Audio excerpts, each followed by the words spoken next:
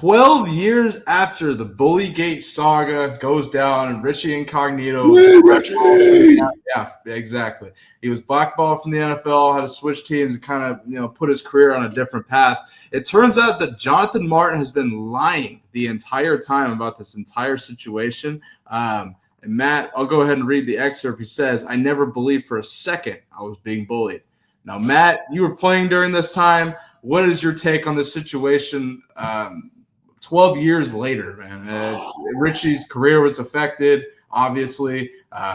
What is your take on this? Go ahead. Okay.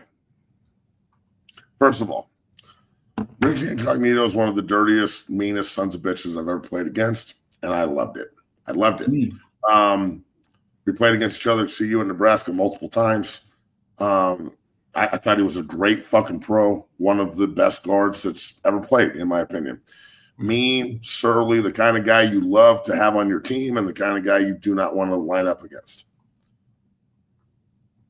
I feel like Richie should be able to sue motherfuckers, dog. I feel like he should be able to sue Adam Schefter. I think he should be able to sue the Dolphins because they got rid of him because of this. Mm-hmm. Like, you can't just drag his name through the mud and then 10 years later be like, oh, it was a lie. Nah, whereas Adam Schefter's been called out on this 10 times. He hasn't even addressed it yet. Right, that's true. Adam, you are the fucking mouthpiece for the NFL, dog. Stop avoiding this because you're scared of Richie. I'm Team Incognito on this, dog. I can't believe I'm taking his side on anything. But you know what? He's my kind of fucking football player. He's a son of a bitch that I would love to line up next to. Mm-hmm. So I think that the Dolphins made a huge mistake in just believing some fucking mental cripple and his mommy. That's really the thing. Like, the minute his fucking mommy got involved in a professional atmosphere, we should have known this was bullshit.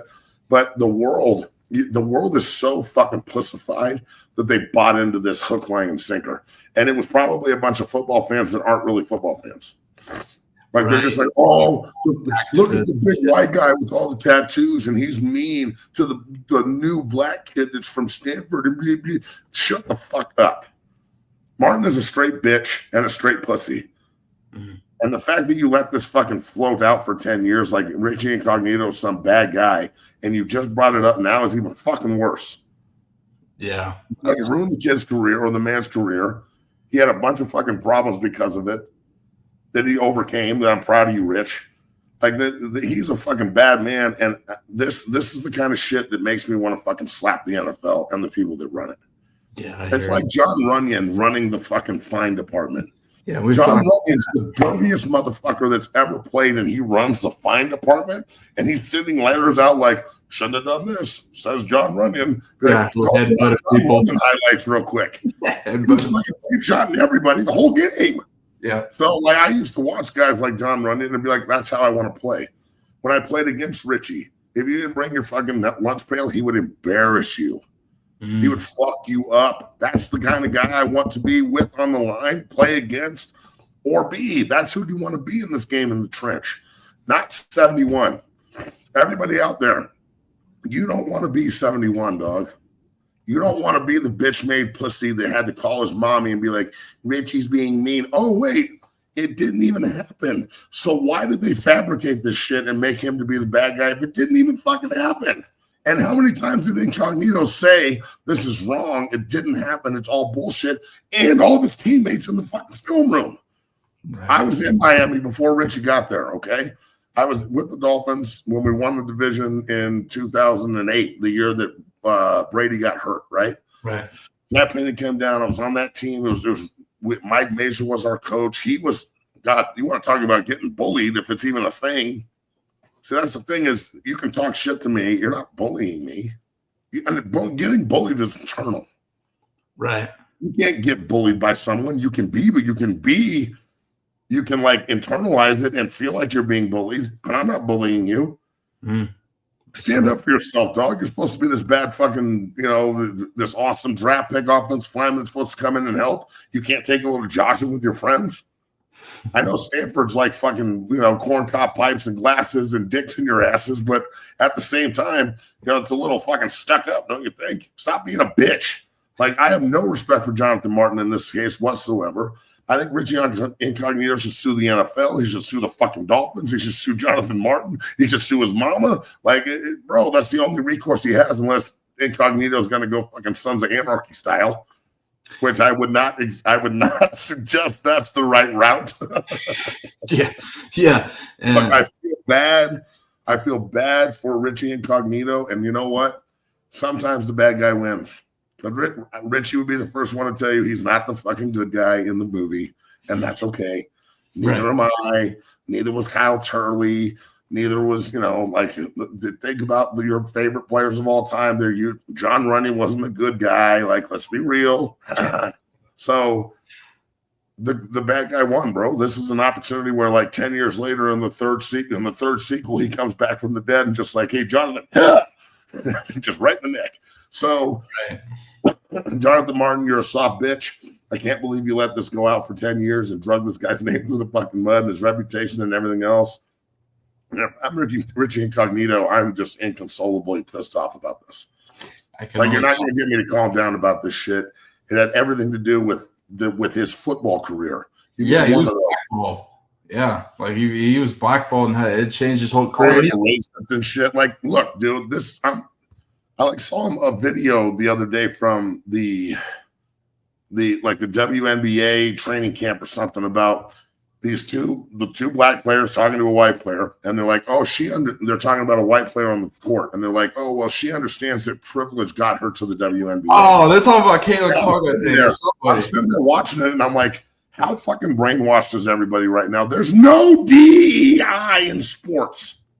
Yeah, that shit kills me. He's not being racist. He's joshing some fucking rookie and making him call carry pads. And Jonathan Martin's a soft bitch. Like, I'm sorry, but not everything is viewed through race goggles. And I'm tired of the shit. It's fucking played out, dog. It's played. Oh, her privilege got her to the WNBA. Oh, Richie's big and tattooed and mean, so he must be racist. Well, why wouldn't he be? Oh, like, people are fucking stupid.